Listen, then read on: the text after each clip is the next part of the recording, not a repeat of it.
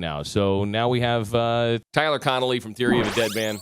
It's Two Dudes Reviews. I think that was the intro. That was the intro? Nice. Tyler, welcome to the program, man. Thanks for having me. It worked. Yes, it does. And congratulations on all the success, by the way. You've got a beautiful house there. Now, how long you been living in this palace? I've been here about 6 years. Okay. And where is it? I live in Burbank. I'm about 5 miles from all the fire. Okay. All right. Wow. Don't get too ahead on your questions. Yeah, that was okay. the question. Oh. We're setting this up as 10 questions with Tyler Connolly. Love Wow. it. Yeah. All right. And Brian threw some special effects in there or something like that. Hey, okay, Tyler, I know our time is limited here. Wake-up call. It's a really pronounced departure in sound from your prior releases. You know, RX, arguably the biggest song you guys have ever released. I mean, it's been like #1 nationally for how many weeks now? 4, 6, something like that? It's 6, yeah. Okay. 6. And still it's at #2. It's like the song that won't go away. Congratulations on that. But tell me, what was the reasoning for kind of going the pop route? Because there's not a lot of guitars on this record. Yeah, you know what? We've been writing guitar songs for so long. I mean, we started kind of a more darker riff rock, almost southern rock band. We had a little bit of country kind of to us. A lot of every song has slide guitar on it. We love that. But for some reason, this record, I just felt tapped on the guitar side. I felt like every riff was written, and it was kind of like I don't know what to do. So I kind of switched to the piano. When I switched to the piano, I kind of opened up this new world creatively for me, and so it just kind of naturally went that way. It wasn't a conscious thing where we were like over guitar.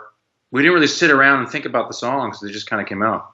And you guys work with like a pop producer on this record, right? A guy who's really known for working more in like top 40 and pop music instead of going, the old rock route, huh? Yeah, it was our guy's choice. He said you should check out this guy named Martin Tereffi. He's a Swedish guy. He wears like sweater vests, and I'm like, I like him already. And I checked out some of the stuff he's done. He's done some massive stuff. He did the Hazel Sister San Francisco band. What are they called again? Sister Hazel? No. Drops of Jupiter. Oh, Train. He's done a lot of big stuff. More acoustic rock. He's done a lot of rock stuff, but it's more so terrible with the name. The guy James Blunt. Okay. James Morrison. Stuff like that. So more acoustic, a lot more of a vibe. So when we went in to do it with him, everything was vibe. He wanted us in the same room. He just wanted to push record and just let us play. And not a lot of overdubbing, and it was a great experience. Dynamite. Question number 2 comes from Andy Man here. What and it kind of pings off of what you just said. I mean, you when I listened to your older stuff, you said country influence, country sound. So when can we expect a country album from you? Never. They're not going to become Kid Rock, man. Oh. We're staying. Our manager asked me that one day. I sometimes write country songs for fun, just the songwriting side, and he heard some of them. He's like, man, why don't you just sing it yourself? Just put out a country record. I'm like, well, because I'm not a country singer. I can't fake that. So,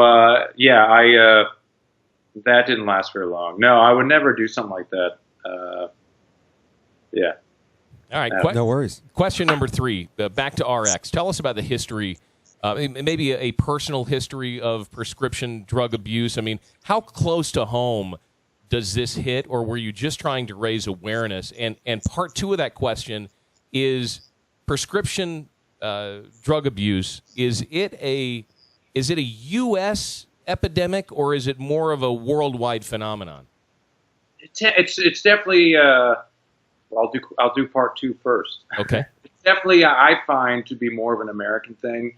I think it's something that stemmed from the government, lobbyists lobbying. I think it's a lot of these medical companies that are making billions of dollars, and the government's getting some cashola and allowing these prescription pills to be put in people's hands, and they pay doctors to promote them, just like you would get Cialis. They were like, you should try. So it's the same kind of thing, It's like, oh, doctor, haven't been feeling well lately. I just can't get out of bed. Oh, really? Oh, well, here, have these pills that this company just gave me a huge box of.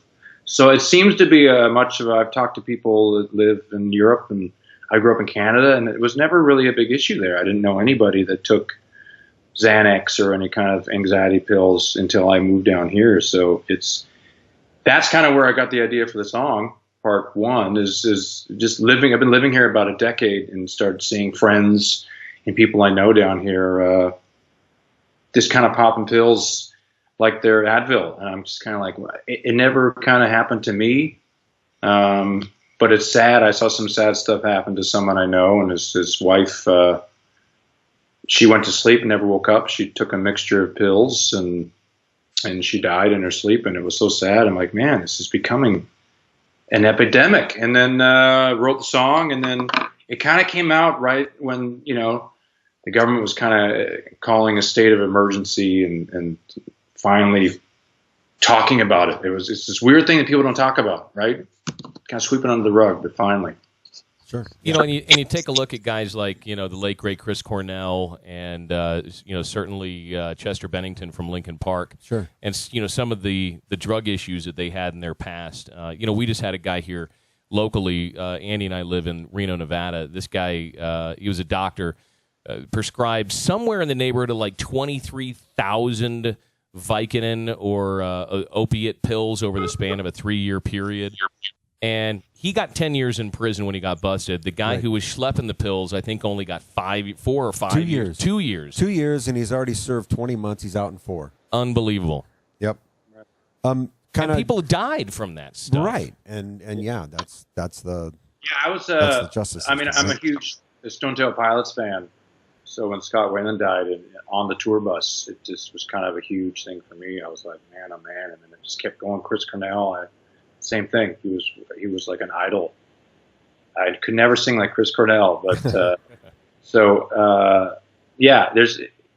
it's sad when you see it happening around you, bands you've played shows with and listened to growing up, and it gets scary. You start thinking to yourself, well, could this be me? I don't know. So I'm glad we got to write the song. I'm glad that people love it. I'm glad that people are talking about it. So it's a good thing. Kind of on the same line as RX, but not a question about the song. But something I was thinking about when I was listening to not only this album, but kind of some of your older stuff too, to compare, because when I heard it, I was like, it sounds really pop to me. And then I had to go back and listen to some of your older stuff to go, oh, well, it is real pop. And we've talked about that. But whistling isn't common in a whole lot of music, and you seem to be doing a bit of it. Who does it, and what's your inspiration for it? Is it all you? Yeah, I whistle. It's funny because we were out for dinner in New York with some label people, and they're talking about our show, and our A&R guy was like, well, that's on tape, right? You're not really whistling that. I'm like, no, I'm whistling that every night. He's like, no, that's on tape. I'm like, I'm not. Why would I? It's like, no, there's definitely nights where I have to, it's really dry and I can't get a whistle out. But, yeah, it's me. You know what? I mean, I went and saw Guns N' Roses to their last show at the Forum here in L.A. And I would say that's a big inspiration. Axl Rose. I've been saying lately that people in rock bands have not been using enough instrumentation lately. And we've been playing a lot of piano on this record. There's some whistling. And people kind of instantly go to the pop thing, and I go, well, Axl Rose, I wouldn't say he's a pop guy, but he did some whistling, and he did some piano, and I think that's pretty freaking cool.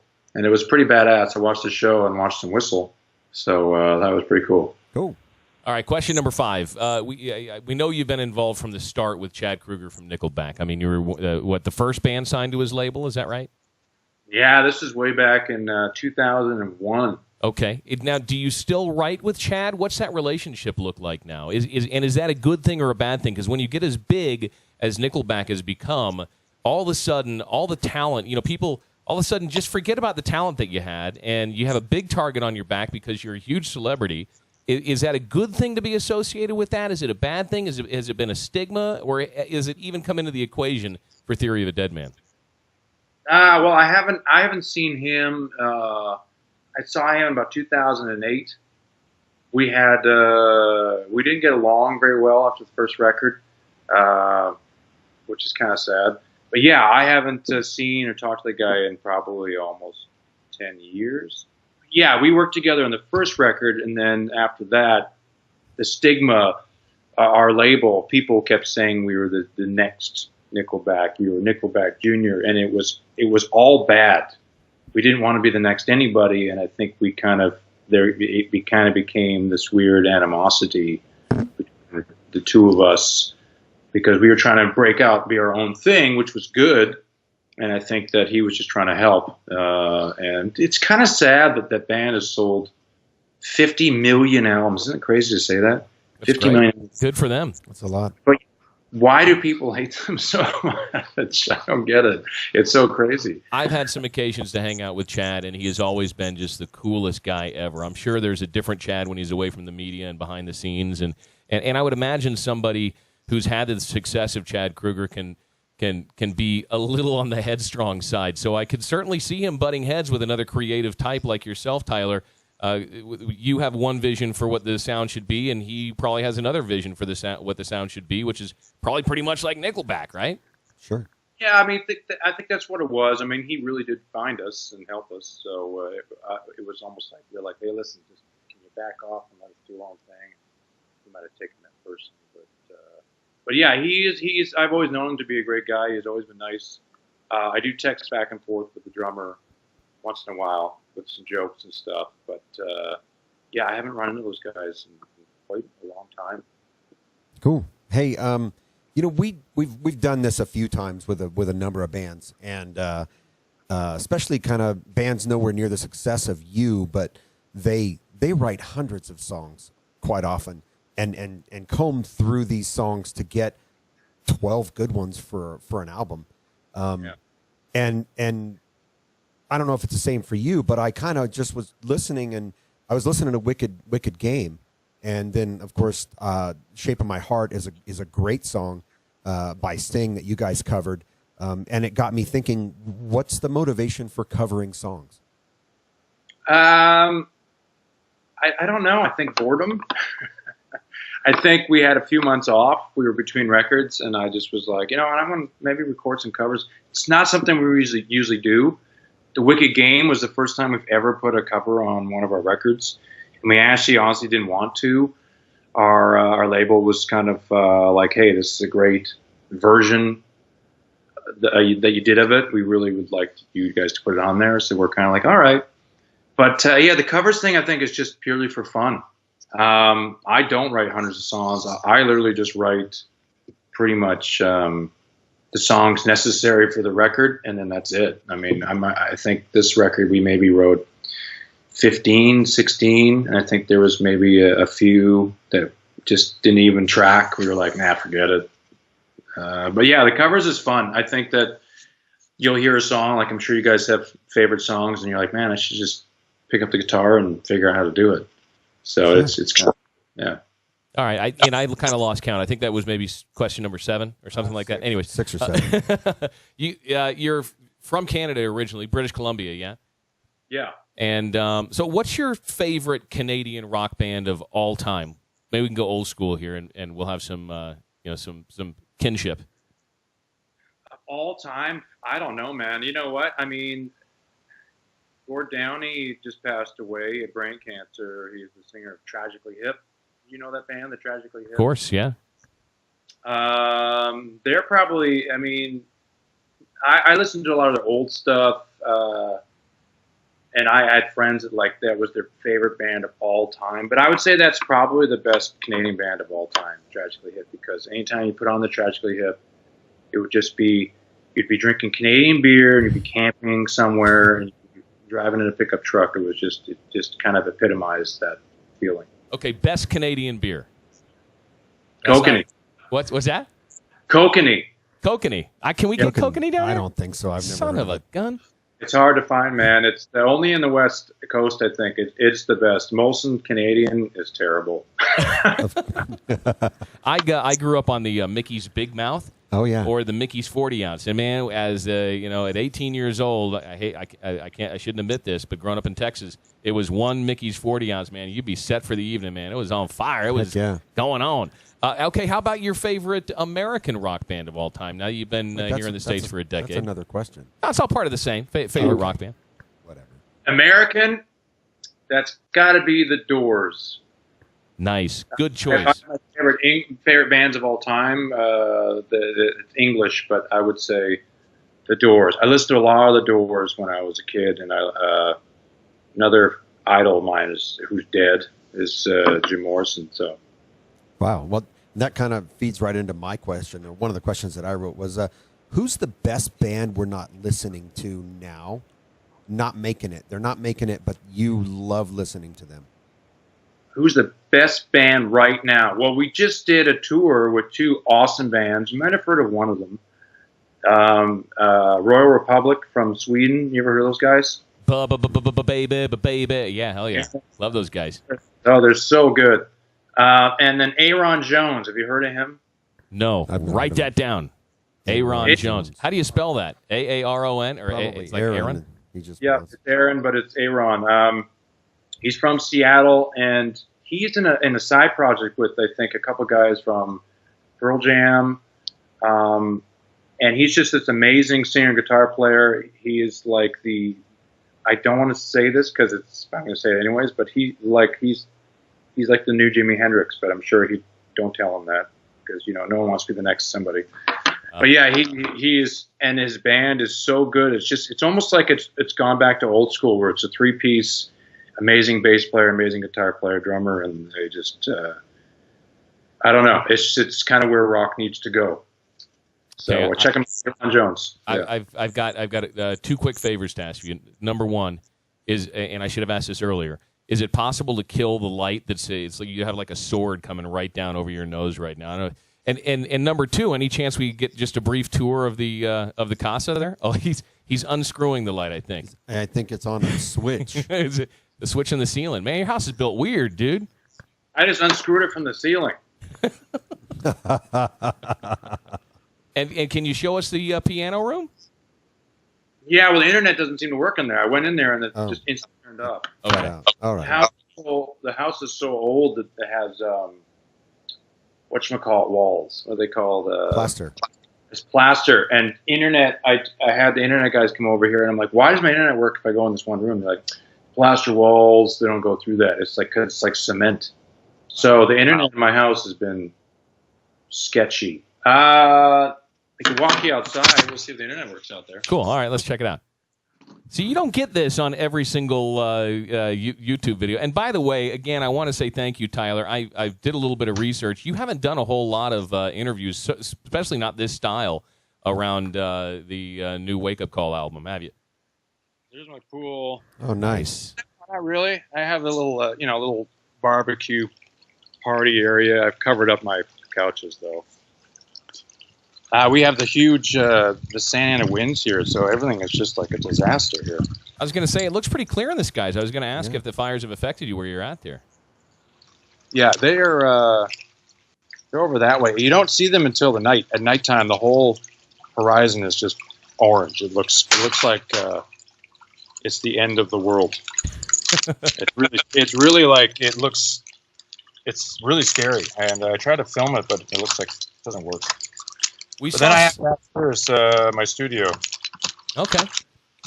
So from Canada, I'm going to ask my question now because there you are, and you're out in Southern California. You said you've been there about a decade. What's the major draw? What was the major reason going from Canada to California?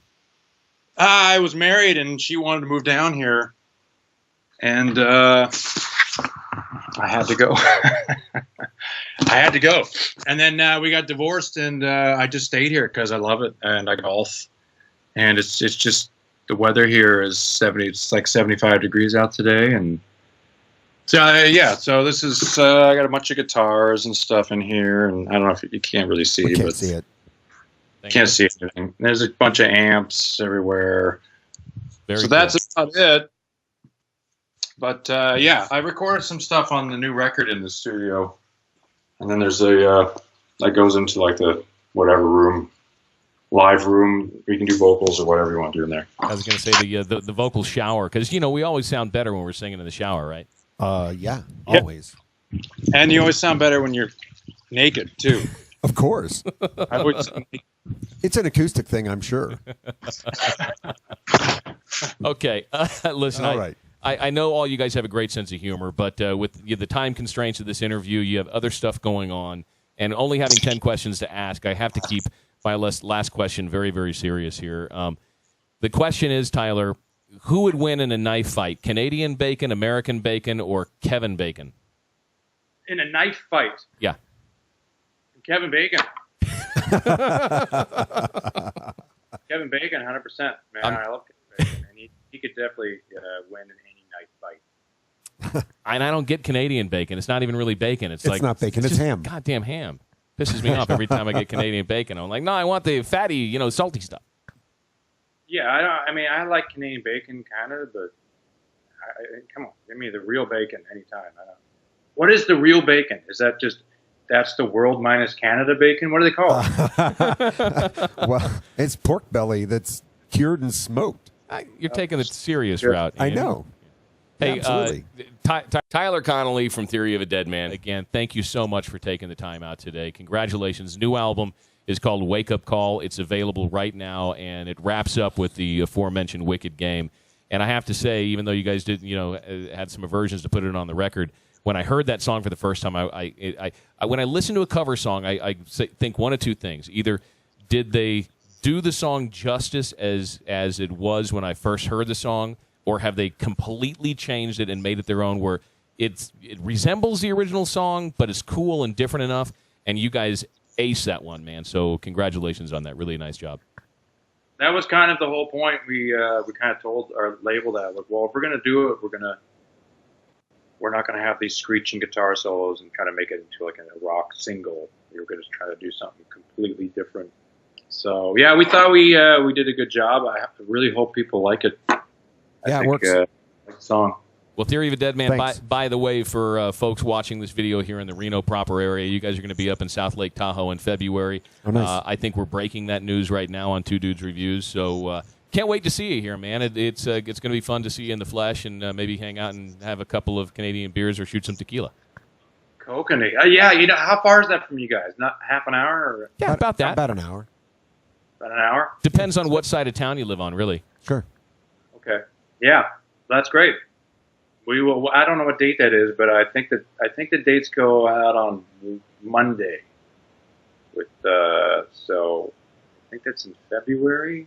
Yes, if memory serves me correctly, February 17th. I believe it's either a Tuesday or Wednesday, which sucks for people like me who have to wake up at 3:30 in the morning. But I will take the bullet to come and see the show, man. Oh, it's going to be great. Hope to see you guys. That'd be awesome. Thanks, Tyler. Right on, brother. We'll catch up soon. Thanks so much for doing this.